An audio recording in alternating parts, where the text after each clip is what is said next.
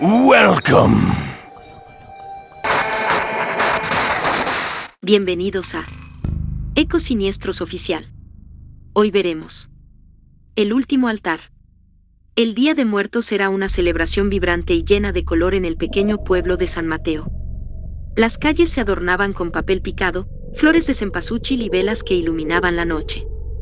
Las familias se reunían para recordar a sus seres queridos, construyendo altares con sus fotos, comida favorita y objetos que les recordaban en vida. La muerte no era vista como el final, sino como una parte más del ciclo, donde se celebraba la vida que habían dejado. Roberto, un hombre de 55 años, vivía solo desde que su esposa, Julia, había fallecido hacía 3 años. La casa que ambos compartían era modesta pero cálida, y aunque la soledad se había vuelto su compañera, Roberto nunca faltaba al ritual anual de preparar un altar para Julia. Cada año, recogía flores frescas y horneaba el pan de muerto que ella tanto amaba. Para él, era una forma de seguirla sintiendo cerca, de honrar la memoria de quien había sido su compañera de vida. Este año, sin embargo, algo era distinto. Roberto no había logrado reunir las fuerzas para preparar el altar a tiempo. Los días previos habían sido especialmente difíciles para él, pues la salud de su madre, doña Amalia, había comenzado a decaer rápidamente. A sus 82 años, Amalia ya no podía caminar sin ayuda y su mente se perdía en la niebla de la demencia. Roberto había pasado la mayor parte del tiempo cuidándola, llevándola al hospital en la ciudad vecina y asegurándose de que no le faltara nada. Pero a pesar de sus esfuerzos, sentía que la muerte estaba cada vez más cerca. La tarde antes del Día de Muertos, Roberto decidió que, a pesar de su cansancio, no podía dejar de preparar el altar de Julia. Su madre descansaba en su habitación, y la casa estaba sumida en un silencio casi sepulcral. Mientras arreglaba la mesa con mantel blanco, colocaba las fotos de Julia y de sus familiares ya fallecidos. Puso las flores de cempasúchil en pequeños floreros y encendió las primeras velas, sintiendo una calma inesperada al realizar el ritual. Mientras se ocupaba de estos detalles, su hermana menor, Camila, llegó de visita. Camila vivía en la ciudad, pero siempre volvía al pueblo para las celebraciones. Al ver a Roberto luchando por organizar todo, no tardó en ponerse manos a la obra para ayudarlo. Ambos trabajaron en silencio, colocando las queleberites de azúcar y el pan de muerto que Camila había traído. «Se siente diferente este año, ¿no crees?», dijo Camila, mientras encendía una de las últimas velas. «Sí, no sé si es porque mamá está mal, o porque siento a Julia más lejos», respondió Roberto, con una tristeza oculta en su voz. «Julia siempre está contigo, Roberto. Y mamá, bueno, está con nosotros, pero hay que prepararnos». «¿Sabes cómo son las cosas?», dijo Camila, con una mirada comprensiva. Roberto asintió en silencio. Sabía que su hermana tenía razón, pero no era fácil aceptar que la muerte parecía acechar por todos lados este año. Amalia había sido una mujer fuerte, trabajadora, que los había criado sola tras la muerte de su padre. Verla en su estado actual, frágil y perdida, era un dolor constante para Roberto. Al anochecer, terminaron de armar el altar. Las velas brillaban con una luz cálida, y el aroma del copal llenaba el aire. Roberto observó el altar con una mezcla de orgullo y tristeza, sabiendo que cada vez que lo encendía, estaba más cerca de unirse él mismo a esas fotos que decoraban la mesa. Esa noche, el pueblo entero salió al cementerio para las celebraciones. Las tumbas estaban adornadas con flores, velas y recuerdos de los difuntos. Las familias se sentaban junto a las lápidas, compartiendo comida, bebida y música. Aunque Roberto solía asistir todos los años, esta vez decidió quedarse en casa para cuidar a su madre. Camila, antes de salir hacia el cementerio, lo abrazó y le pidió que descansara. Roberto le aseguró que estaría bien y que prefería quedarse al lado de Amalia. Después de que Camila se fue, Roberto se sentó junto al altar, observando las fotos de su esposa, su padre y otros familiares que habían partido. El silencio de la casa lo envolvía, interrumpido solo por la respiración suave de su madre desde la habitación contigua. Pensó en lo frágil que era la vida, en lo rápido que el tiempo parecía consumirlo todo.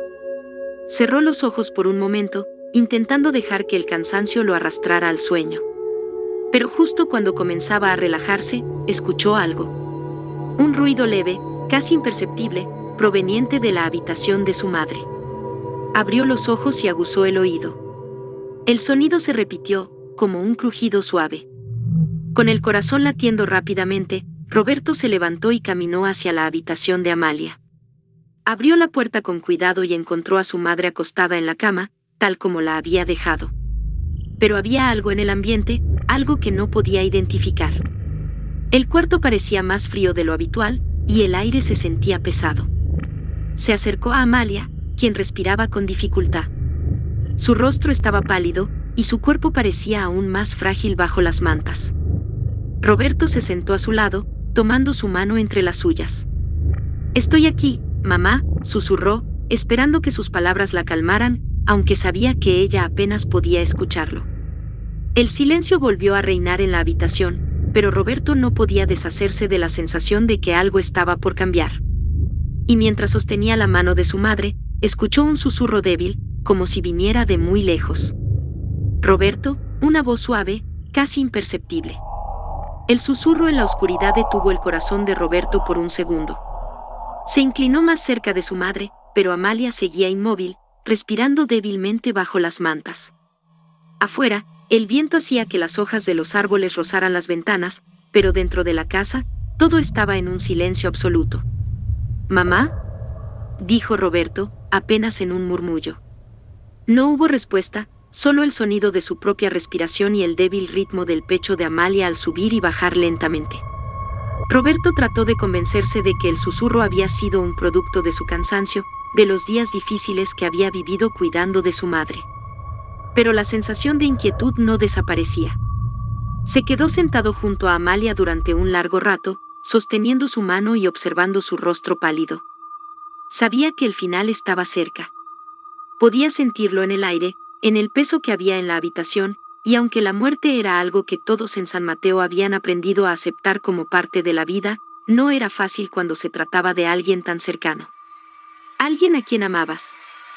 Cuando finalmente el sueño comenzó a vencerlo, Roberto se levantó con cuidado, dejando a su madre descansar. Volvió a la sala donde el altar brillaba tenuemente con las velas encendidas. Se sentó frente a las fotos, mirando fijamente la imagen de Julia. Aún recordaba el brillo en sus ojos cuando reían juntos, la forma en que solía arreglar el altar con una devoción casi sagrada. Parecía increíble que ya hubieran pasado 3 años desde su partida. Justo cuando Roberto comenzaba a perderse en sus pensamientos, escuchó un sonido agudo y rápido, como si algo hubiera caído en la cocina. Se levantó de inmediato, su cuerpo tenso por la sorpresa. Caminó hacia la cocina con pasos cautelosos, tratando de mantener la calma. Al llegar, vio que un vaso que había dejado sobre la mesa había rodado hasta el suelo, rompiéndose en pedazos. Suspiró aliviado. Era solo un accidente, un pequeño percance que no significaba nada. Pero el sobresalto había encendido algo en él, una sensación de que el tiempo se estaba acabando. De regreso en la sala, Roberto se detuvo frente al altar y, en un acto impulsivo, se dirigió a Julia como si estuviera ahí, como solía hacer antes de que se fuera. «Julia, no sé qué voy a hacer cuando mamá se vaya también», susurró. «Estoy tan cansado». El silencio fue su única respuesta, pero en ese momento algo cambió dentro de él. La aceptación de la inevitabilidad de la muerte, tan arraigada en su cultura, le ofreció una calma extraña. Sabía que no estaba solo. Sus seres queridos estaban con él de alguna manera, no en un sentido esotérico o místico, sino en los recuerdos, en los momentos compartidos, en las enseñanzas que le habían dejado. Mientras se acercaba la madrugada, Roberto decidió que era hora de descansar un poco. Se acomodó en el sillón frente al altar, dejando que la cálida luz de las velas lo envolviera. A medida que el sueño comenzaba a caer sobre él, se sintió extrañamente en paz, más de lo que había sentido en mucho tiempo. No supo cuánto tiempo había pasado cuando lo despertó un suave gemido. Abrió los ojos de golpe, el corazón acelerado. Venía de la habitación de su madre. Se levantó apresuradamente y corrió hacia el cuarto. Al entrar, vio a Amalia que intentaba moverse, su cuerpo tembloroso bajo las mantas. Se acercó rápidamente y la tomó de la mano. «Mamá, estoy aquí», dijo con voz suave, tratando de calmarla. Amalia abrió los ojos lentamente, sus labios se movieron débilmente, pero no emitieron ningún sonido claro. Roberto sintió que el momento había llegado. Se inclinó más cerca de ella, su corazón acelerado, pero también preparado. Había visto a otros pasar antes, había estado allí cuando su padre y Julia se habían ido, pero ahora era diferente, más íntimo, más doloroso. Finalmente, con un esfuerzo final, Amalia logró hablar en un susurro apenas audible. «Gracias. Por todo, hijo», dijo con una sonrisa suave, antes de que su respiración se hiciera más débil y finalmente se detuviera. Roberto cerró los ojos, dejando que las lágrimas cayeran lentamente.